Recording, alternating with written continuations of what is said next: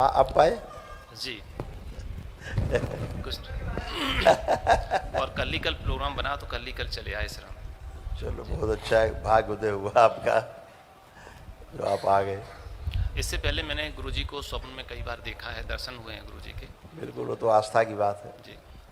एक निवेदन ये था मेरा कि 2013 से मैं पीताम्बरा पीठ दतिया जा रहा हूँ। हर शनिवार जाता हूँ सिकोवास से, लगभग 300 किलोमीटर पड़ता है।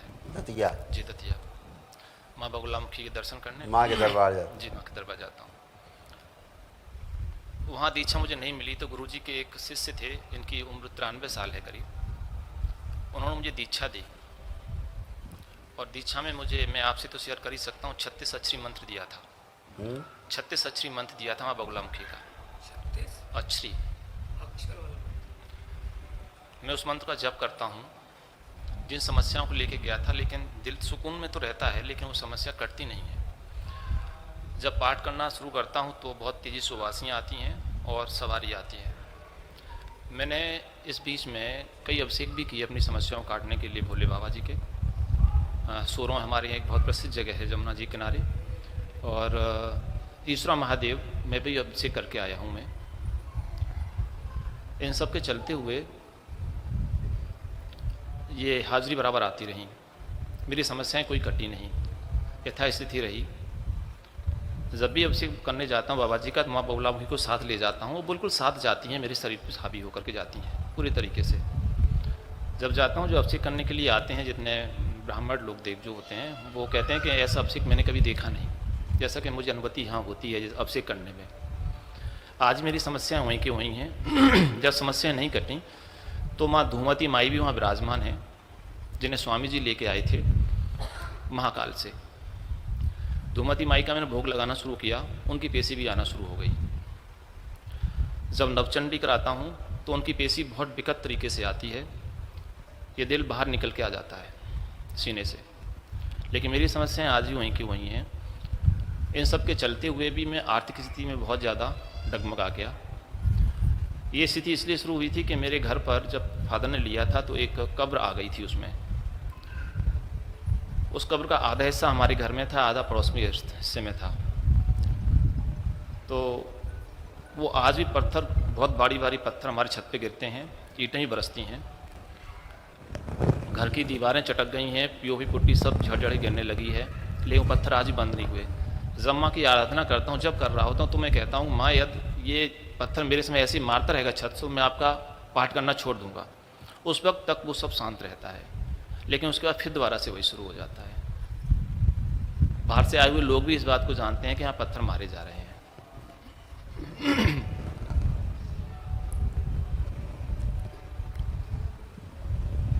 आपको क्या लगता है? मैं तो सिर्फ माँ की सेवा करता हूँ और उनका जप करता हूँ। तो माँ की सेवा करती तो माँ उसको क्यों नहीं रोक पा रही? अब ये तो वो तो मामूली सा एक ब्रह्म राक्षस है, जी, क्यों नहीं रोक पा रही? जबकि पूरे मन माँ से, माँ की तो एक निगाह का नहीं है। जबकि पूरे मन से उन्हें जो चाहिए होता है, सब कुछ पीला होता है, सब कुछ जैसे मैं विधि विधान से एक भोग लगाया जाता है, पूजा अर्चना की जाती है, एक एक चीज़ बड़ी सात्विक रूप से ढूंढ ढूंढ के दूर दूर से लाता हूँ अभिषेक के लिए, वापस शुद्ध लेके आता हूँ माँ के लिए। लेकिन फिर भी मेरी स्थिति वहीं की सही वहीं है, है। आप करते हो सात्विकता से। यदि मैं इसमें कहीं गलत हूँ तो आप मुझे पढ़ सकते हैं, मेरी आत्मा को जानते हैं। तो उसका उत्तर माँ से ही लो, क्यों नहीं उसको निपटा पा रही? अब मैं कैसे उत्तर ले सकता और हूँ? अगर माँ पीताम्बरा नहीं निपटा पा रही तो फिर कौन निपटाएगा? अब तो आपके चरणों में है, गुरुजी के चरणों में है, माँ के चरणों में है आप। या मैं गलत साधना कर रहा हूँ, कुछ ऐसा आपको प्रतीत हो रहा हो, सही मार्गदर्शन में चाहूँ। इसका एक ही निष्कर्ष निकलता है जी कि जिसकी आप पूजा कर रहे हो माँ नहीं है। जी जहाँ माँ रहती वहाँ दैत्य तो दानव भी कटते रहते हैं। जी वो तो मामूली सा ब्रह्म राक्षस है, हरकतें करते है ना। यही संकट सबसे बड़ा है। जब पूर्ण गुरु नहीं होता और बिना पूर्ण गुरु के किसी आप आधे अधूरे गुरु से मंत्र दीक्षा लेते हैं तो कोई कवच नहीं होते, और जिसकी आराधना करनी वो आता नहीं, क्योंकि वो उसी को नहीं सिद्ध है, आपको कहाँ से हो जाएगी। जब वो माँ उन्हीं को नहीं सिद्ध है, आपके गुरु को ही नहीं सिद्ध है वो, तो आपको कहाँ से सिद्ध हो जाएगी। मैं इतनी दक्षता नहीं कर सकता कि मैं सिद्ध कर सकूं, और मुझे ताकत भी नहीं है सिद्ध करने की कि मैं इतनी बड़ी पराशक्ति को सिद्ध कर सकता हूं। मैं तुच्छ मानव हूँ गुरु जी। नहीं, क्यों नहीं कर सकते। तो प्रेम में बनती है माँ, तो इस बीच माँ में तो प्रेम के वशीभूत होती है।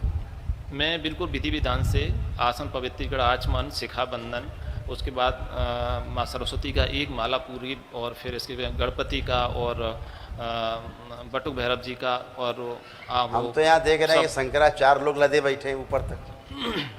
जी, मैं भी देखता हूँ आपको। दुनिया क्या बताएं, जो ठेकेदार हैं पूरे धर्म के, वही लदे बैठे ऊपर तक, डूबे हैं।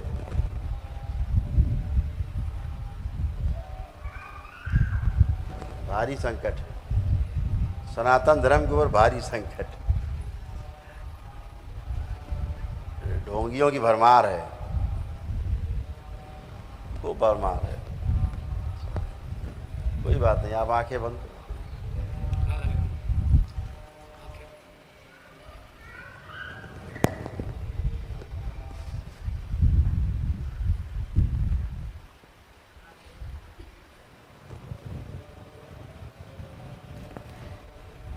बैलेंस।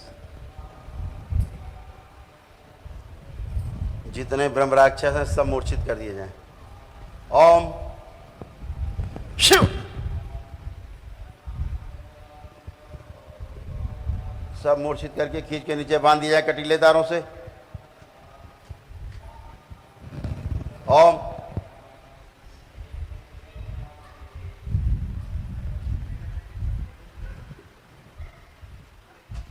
बैलेंस।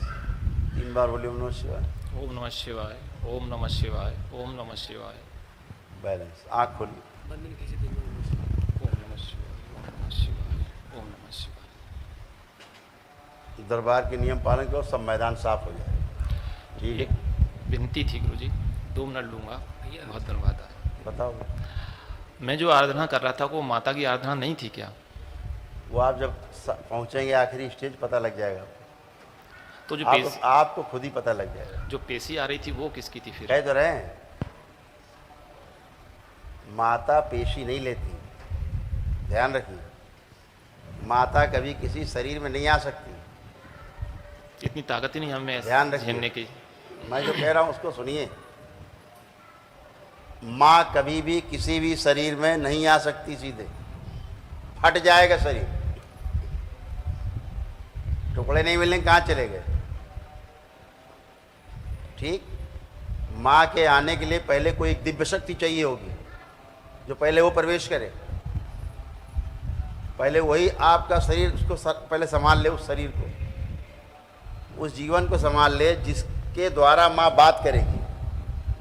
सीधे माँ बात नहीं कर सकती, पहले कोई दिव्य शक्ति आपके शरीर में प्रवेश करेगी, उसके लायक पहले आपका शरीर बने, फिर उस दिव्य शरीर के माध्यम से, आपके शरीर के माध्यम से फिर बात करती है। ये सीक्वेंस है। अभी ऐसे कहाँ माँ आ जाओ। नहीं, तो ये तो मुझे ज्ञात था कि मैं इस लायक नहीं हूँ, ये तो कुछ मानव हूँ, इतनी तीव्रता वो एक होती है। लंबा प्रोसेस होता है जी। और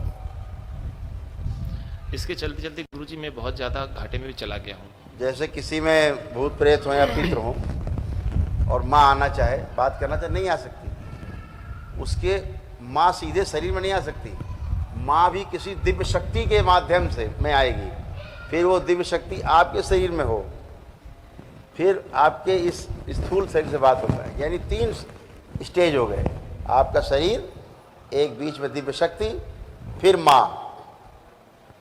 तो माँ तो अंदर तो आएगी नहीं, तो बाहर रहेगी, बाहर से फिर वो अंदर वाली शक्ति के साथ तारतम्य करके फिर वो बोलेगी। ठीक है, वो आप जब प्रक्रिया में आएंगे आगे आपको सब पता लग जाएगा।